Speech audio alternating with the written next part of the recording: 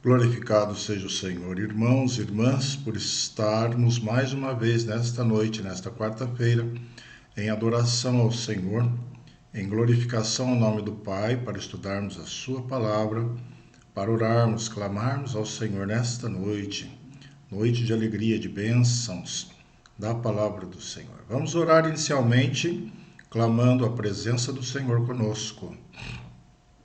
Pai eterno, Deus bendito, glorificamos o Teu nome por estarmos juntos, pelas famílias que se reúnem ao redor da Tua palavra em comunhão.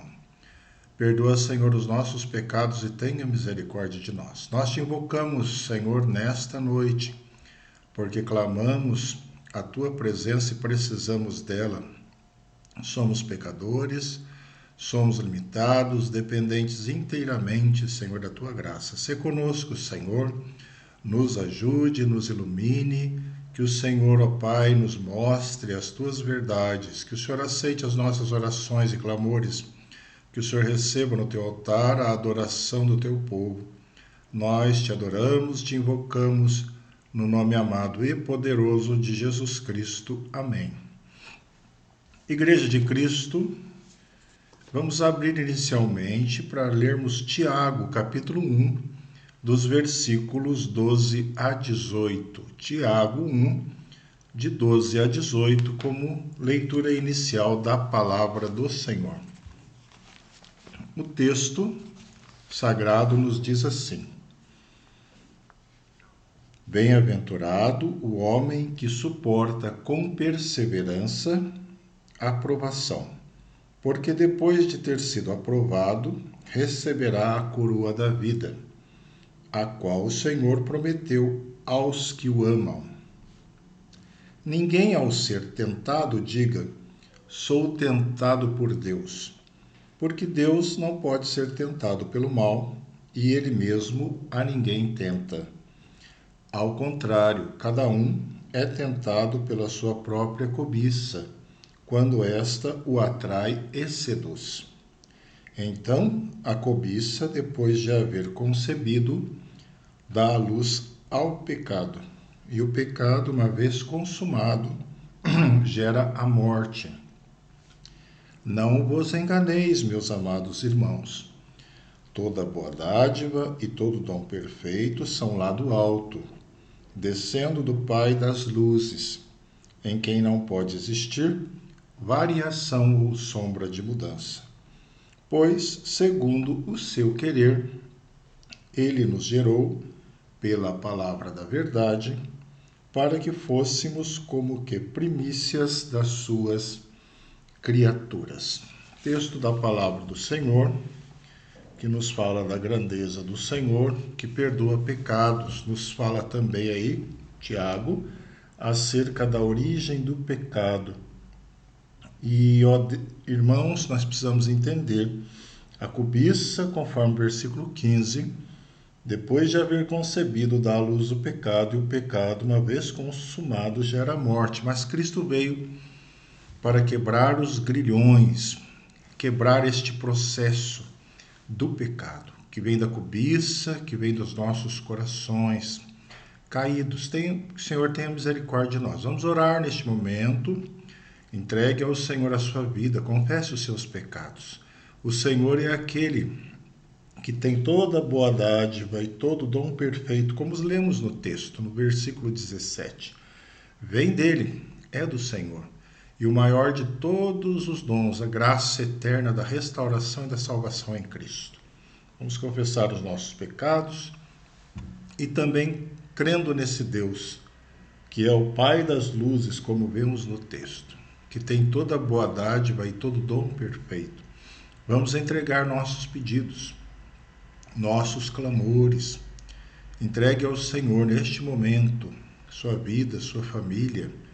Ore ao Senhor para que abençoe sua necessidade. Muitos estão internados, quantos desempregados. Não vamos nos esquecer também de louvarmos ao Senhor pelos milagres, pelas bênçãos, por essas boas dádivas e dons perfeitos que Ele tem nos dado dia a dia. Sempre o Senhor jamais se esquece do seu povo. Entregue os missionários, a igreja, sofredora aos pés de Jesus, sua família, seus projetos. Vamos orar silenciosamente buscando ao Senhor. Faça a sua oração, clame a Deus em família, na sua individualidade. Nós vamos dar um tempo, vamos orar, depois entregaremos todas essas súplicas e ações de graças ao Deus que tudo pode. Oremos.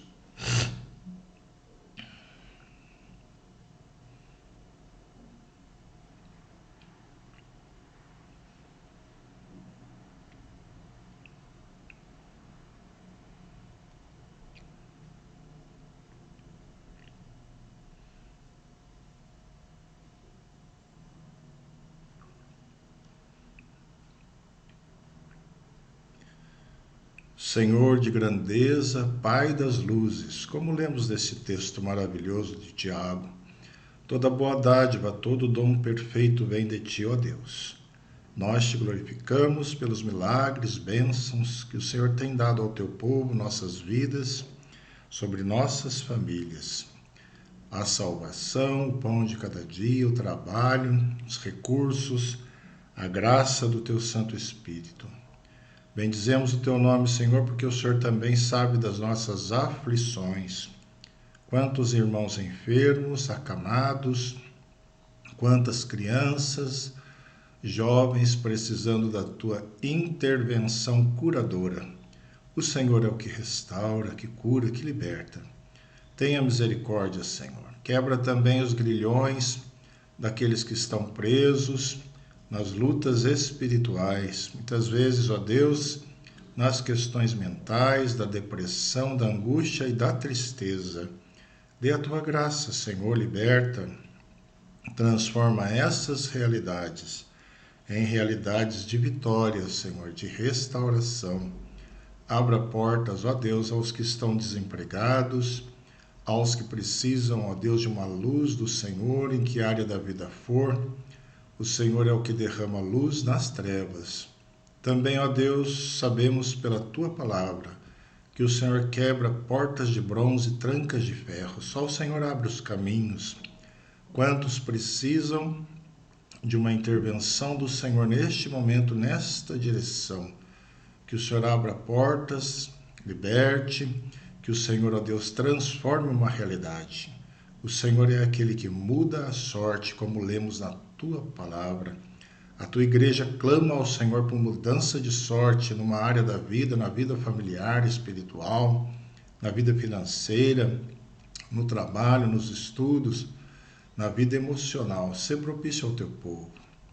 Oramos de modo especial pela igreja sofredora, missionários e servos do Senhor nos países perseguidores, que o Senhor liberte aqueles que estão encarcerados, cubra, Senhor, com o Teu sangue os perseguidos, e que o Teu povo, Senhor, que trabalha, Senhor, pela igreja e pela causa de Cristo, seja protegido, um povo guardado pelo Teu Espírito, que os recursos cheguem a eles, ó Deus, que as contribuições sejam, Senhor, encaminhadas. Ouça as orações do Teu povo pelos missionários. Resgata suas vidas, ó Deus, cuide de suas vidas, de suas crianças e famílias. Oramos também pelos pastores, líderes da Tua igreja, presbíteros, diáconos, professores de escola dominical, todos aqueles que têm sobre si responsabilidades na Tua casa. Dê a Tua direção, a Tua luz, a Tua graça, para que sempre possam fazer o melhor para o Senhor. Lute por nós, Senhor, as nossas lutas. Vença por nós as nossas guerras, pois sem Ti nós nada podemos fazer. Mas contigo somos mais que vencedores. Nós Te adoramos, oramos e clamamos nesta noite, Senhor, em nome de Cristo Jesus. Amém. Meus irmãos, nós vamos abrir no segundo texto da noite, em Apocalipse, capítulo 14, de 1 a 5. Apocalipse, capítulo 14, versículos de 1 a 5. O Cordeiro e os seus remidos no Monte Sião. Vamos ler esse texto para uma breve mensagem nesta noite. O texto nos diz assim: Olhei, e eis o Cordeiro em pé sobre o monte Sião, e com ele 144.000, tendo na fronte escrito o seu nome e o nome de seu pai.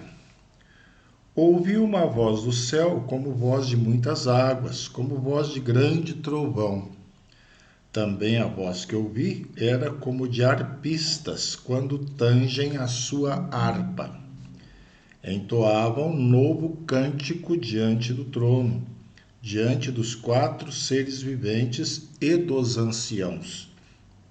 E ninguém pôde aprender o cântico, senão os 144.000 que foram comprados da terra. São estes os que não se macularam com mulheres, porque são castos. São eles os seguidores do Cordeiro por onde quer que vá. São os que foram redimidos dentre os homens, primícias para Deus e para o Cordeiro. E não se achou mentira na sua boca, não tem mácula. Texto de Apocalipse 14, de 1 a 5. Vamos orar mais uma vez. Senhor, nós clamamos que o Teu Espírito nos ensine nesta noite, porque sem Ti nós nada podemos fazer. A Tua palavra é santa, nós pecadores e nós limitados, ó Deus. Nos ajude e nos dê a unção do Teu Espírito para que possamos trilhar as Tuas veredas em consagração e santidade. Nós precisamos de Ti, oramos agradecidos e Te pedimos em nome de Jesus Cristo. Amém.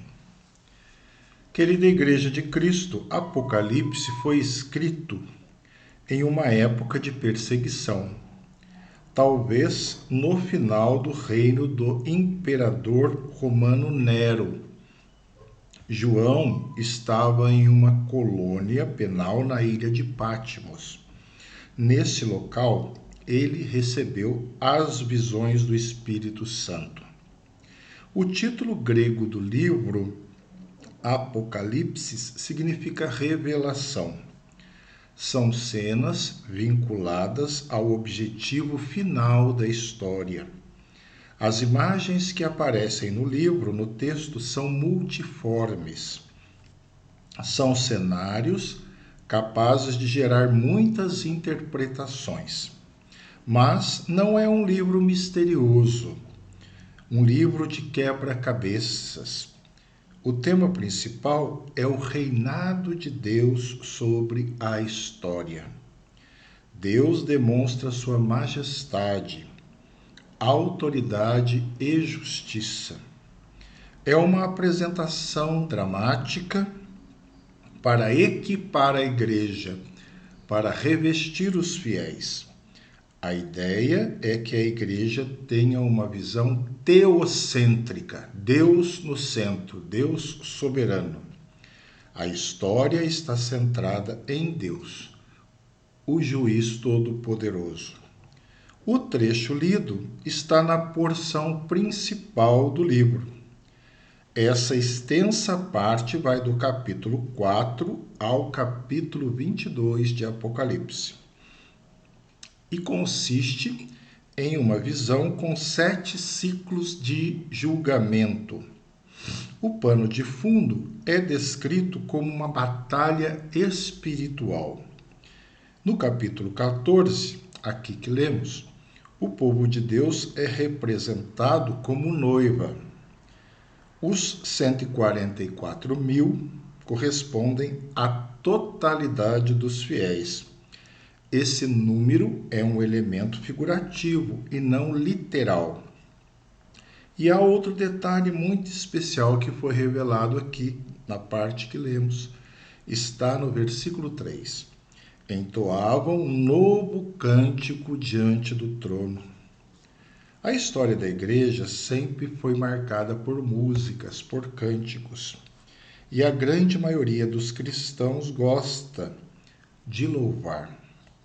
Quem sabe você já fez parte de um grupo de louvor, ou talvez seja participante de um coral da igreja. Tudo isso é muito bom, certamente agrada ao Senhor, louvores e adoração. Mas será que você estará neste grupo que lemos aí? Nesse grande coral que entoará o novo cântico, no texto que lemos. E queremos meditar nesta noite, brevemente, irmãos e irmãs, o seguinte tema, que é uma pergunta. Quem entoará um novo cântico diante do trono? Quem entoará esse novo cântico diante do trono? E o texto mesmo nos ensina que quem entoará são os que não se macularam. Não se macularam. O versículo 4 nos informa isso, do texto que lemos. São os que não se macularam com mulheres. Aqui, os homens são potencialmente vulneráveis. Porém, em última análise, as mulheres também podem cair. Então, todos devemos estar alertas para o pecado. Os fiéis devem manter boa distância da Babilônia, do pecado. Observemos um alerta que está também ali mesmo no texto de Apocalipse, no capítulo 2, no versículo 20. O recado da carta é endereçada à igreja de Tiatira. Ela nos fala acerca da sedução aos servos a praticarem a abominação, o adultério e a cometerem pecados. Aqui a mulher de Tiatira, nesse texto aí do capítulo 2, é chamada de Jezabel. Jezabel, porque ela agiu igualmente a essa personagem do Antigo Testamento. E o que essa mulher fez de tão reprovável e vil? Seduziu pessoas à imoralidade sexual e à idolatria. O Apocalipse foi dirigido às 7 igrejas da Ásia Menor. E sabe quais as maiores tentações desses irmãos? Quais são? Imoralidade e idolatria. Pecados típicos daquela região e daquele local. Eram as principais formas de indulgência pagã. A Bíblia revela os resultados da prostituição.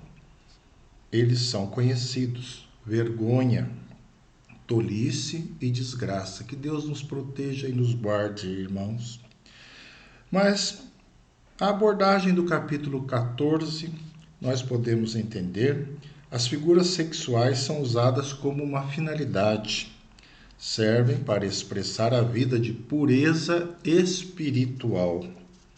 Há um sentido abrangente de santidade ampla diante do Senhor. A igreja deve então se portar como a noiva pura de Jesus, uma escolhida que é leal exclusivamente a Ele.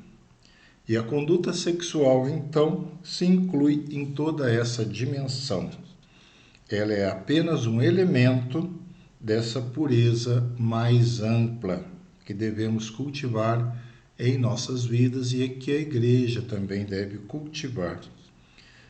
Irmãos, mas embora seja um aspecto, não devemos desconsiderar 2 significados de macular que nós temos: desonrar, manchar. Mas o texto nos fala de algo belo, nos fala dos castos. Versículo 4. Eles exigem, são os puros, os lavados, homens e mulheres comprados, são os que se preservaram e se preservam para Deus. Quem entoará um novo cântico diante do trono? O texto fala do novo cântico. Quem entoará esse novo cântico? São os que não se macularam, não se prostituíram com pecados, idolatrias e abandono ao Senhor. São esses que se conservam castos na conduta espiritual, no sentido amplo da espiritualidade e da santificação. Mas o texto aí de Apocalipse também nos ensina diante desta palavra, desta pergunta, quem entoará um novo cântico diante do trono? São os que são seguidores do Cordeiro. Nós temos isso no versículo 4 mesmo. São eles os seguidores do Cordeiro. Aqui cabe muito bem, irmãos, uma questão para que possamos pensar. Na sua vida, a quem você tem seguido atualmente? Não se engane, sempre estamos seguindo alguém. A ideia de que a pessoa não segue a ninguém é falsa. Mas há uma mensagem esperançosa no Evangelho. O ser humano não precisa mais peregrinar perdido. Pode deixar também de andar atrás de mentiras. Deixe de andar atrás de mentiras. Precisamos abandonar as mentiras, pois Jesus de Nazaré convida os homens a segui-lo. Jesus que é a verdade. Ele diz em Lucas, dizia a todos, se alguém quer vir após mim, se alguém quer vir após mim. Jesus disse. Observe que ele não dizia para alguns, mas a todos. Ele dizia a todos, se alguém quer vir após mim, seguir a verdade, seguir a Cristo. Todos estavam sendo convidados a seguir o Mestre. No entanto, nós sabemos que nem todos aceitarão. O convite é amplo, mas a rejeição também é grande. Muitas pessoas não estão dispostas a seguir a Cristo. Porém, irmãos, há algo confortante na mensagem bíblica. Um grupo acolherá o chamado e seguirá ao Cordeiro. Que nós estejamos nesse grupo. Essa é uma característica que define os discípulos. Jesus disse, as minhas ovelhas ouvem a minha voz. E vai muito além, eu as conheço e elas me seguem. Porém, é preciso, irmãos, retomar a profundidade do texto. No versículo 4, aqui a descrição sugere um compromisso intenso.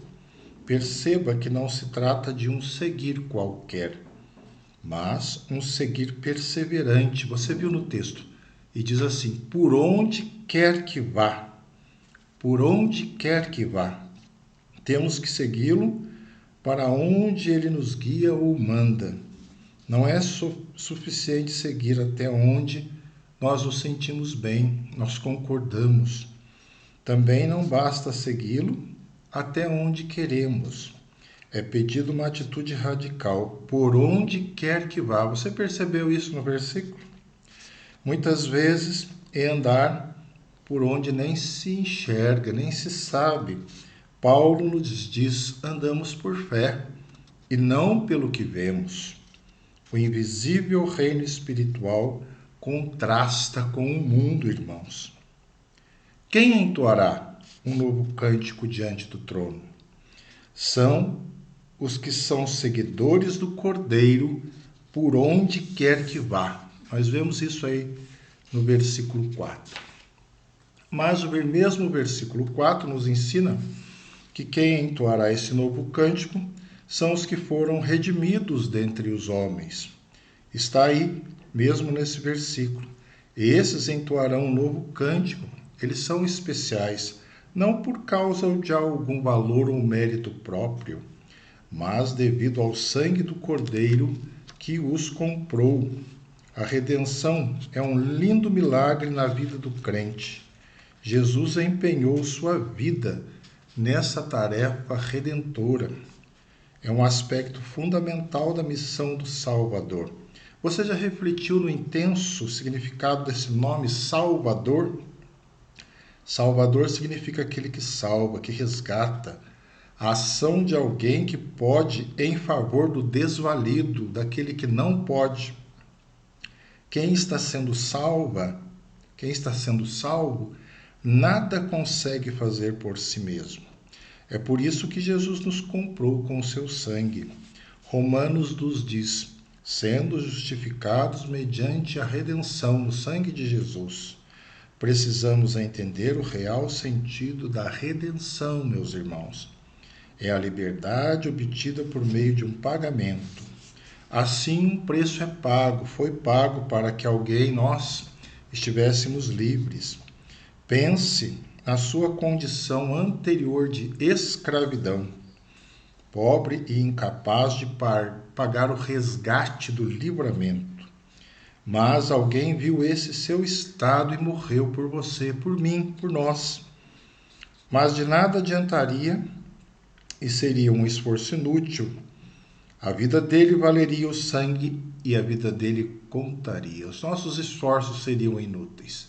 Toda a nossa dedicação, os nossos méritos, mas o sangue dele conta. O sangue de Jesus resgata e redime. O final do versículo 4 nos diz e destaca o propósito desse ato divino: nos tornar primícias para Deus e para o Cordeiro. Que beleza, que lindo isso! No Velho Testamento, as primícias pertenciam a Deus, à sua casa. Nós vimos isso. E no Novo Testamento, os crentes são primícias das suas criaturas. No primeiro texto que lemos em Tiago, nós vimos: para que fôssemos como que primícias das suas criaturas. Que beleza! Sem méritos nenhum que temos, nós nos tornamos primícias pelo sangue de Cristo. Há grandes privilégios neste milagre da redenção. Quem entoará um novo cântico diante do trono? Os que foram redimidos dentre os homens, é o que nos diz aí o versículo 4. Mas, irmãos,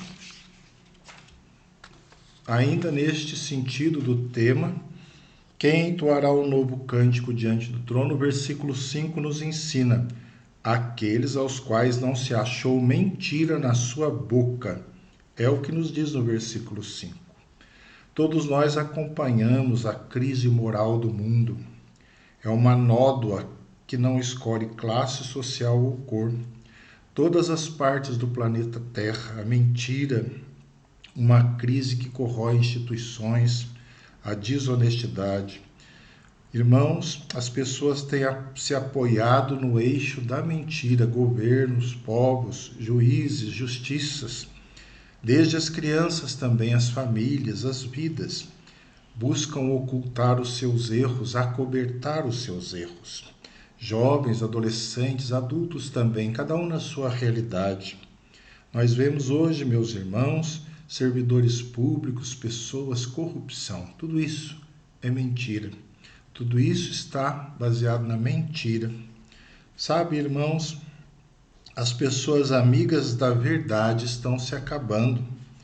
É triste reconhecer isso, mas é a realidade atual. Mas se aprofundarmos a reflexão, iremos entender e acharemos quem é o pai da mentira. É o diabo.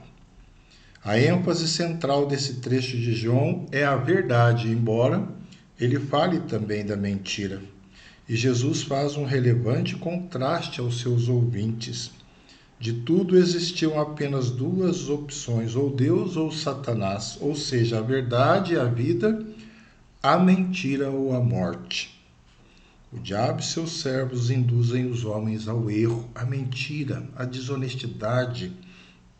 Mas os servos de Jesus falam e ensinam a verdade. Veja como o versículo termina: não tem mácula, é o que nos diz aí o versículo 5. É a mesma menção que vimos no início da mensagem. A igreja deve ser gloriosa, sem mácula, nem ruga. É o que Paulo nos ensina na sua carta aos Efésios.